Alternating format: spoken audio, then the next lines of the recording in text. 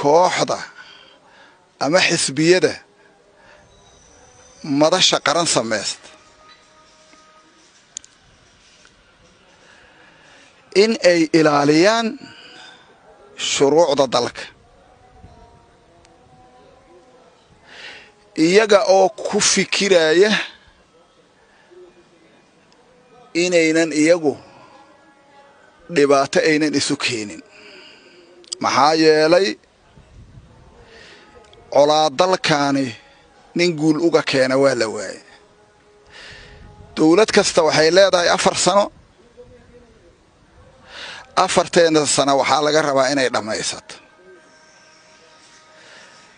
annaga waligeen waxaanu aan ilaalinaynay dawladnimada Soomaaliya siday u caga dhiga lahayd kuwi marka ku guuleystay inay hogaamiyaan ay u suurta gashay haddii waqtigu ka dhamaado waxaa laga rabaa inay ogaadaan markay talinayeen waa laga sugay waa la ixtiraamay waa waqtigoodii markay dhamaadeen doorasho looga guuleystay kadib xilka qofka kale uu helay hadda marka la eego waxa la maraa waa 3 sano qariib 1 sano iyo waxba hara ciidan sugi karin ee aan mataqaanaa ku marmarsoonaysa in sharciya la jabiyay sharciga hadii la jabiyo maxkamada loo dacwoodaa barlamaana lagu saxaa nidaamka dhexdiisa lagu saxaa laakiin qoray caaradiisan ku saxaa goorkaan rabaan sidaan raba u hadlaa shalay markaan anigu jooga dadkan xirxiraay shalay markaan xilka haayay colaad dagaalan qaaday degmooyin iyo gobolaan aan weerar ku qaaday dad baan xiraay dad baa aniga madaxayga ku xiranoon hore u xiranoo wili xiran maantana ma ogi ee waa cusbahay shalasaan u shaqeeyay iyo sidaan u fikirayay iyo xadgudubka aan sameeyay waqtigii yaray aan ilaabay 3 sano banaanka joogay 6 sano banaanka joogay taas macaad Allah iyo wax la aqbali kara ama Soomaaliya ay dib u aqbalayso ma ahan waxaan leeyahay marka mar labaad iyo mar saddexaad nidaamka ilaaliya la fihiina utura ha isdhibaatayna ummadda dhibaataha u keenina waxa idin deeqo waa shuruucdo lagu dhaqmo iyo waqtigo la iska sugo iyaga intaasaan leeyahay waxaan ugu baaqaa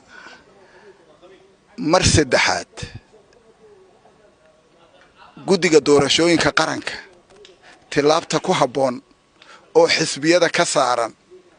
inay dhegeysadaan inay mataqaanaa waxa ay yiraahdeen rikoor gareeyaan inay u yeeraan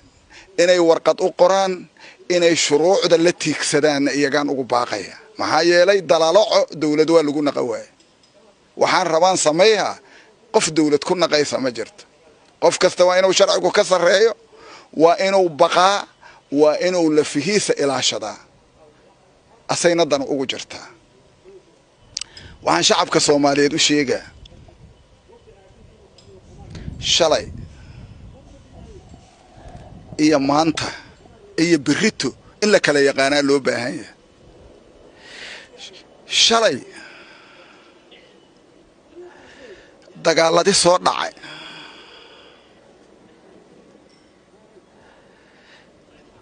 iyo dawladnimadii madaxtooyada fariisatay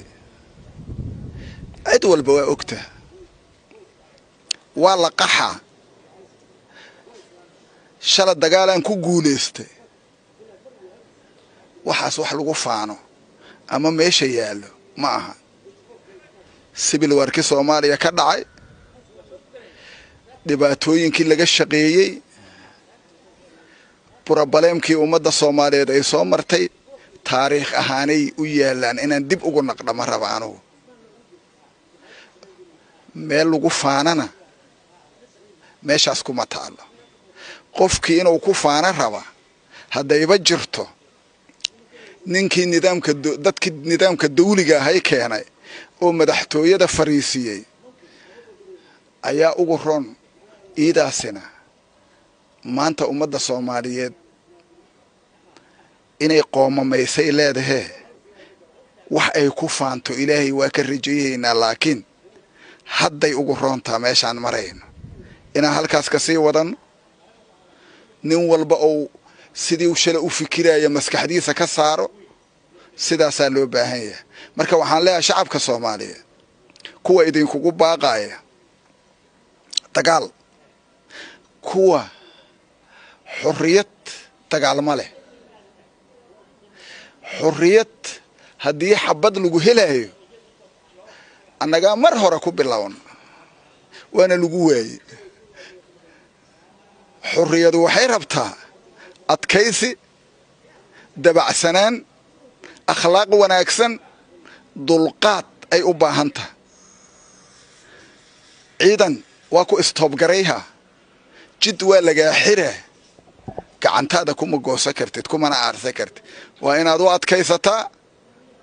waa inay mataqaanaa waa ciidan dib loo abuurayo ciidanka Soomaaliya inuu horumar gaarsiiyo ciidankaas marka waxa waaye waa in loo adkaystaa maxaa yeelay wixii shalay jiray waa la ogyahay argagixisadu waxay nala damacsantahay waa la ogyahay inta xanaaqo aan inta hub soo gato aan dib u curinayaa fidna cusub cid laga yeelaa ma jirto mana laga aqbalayo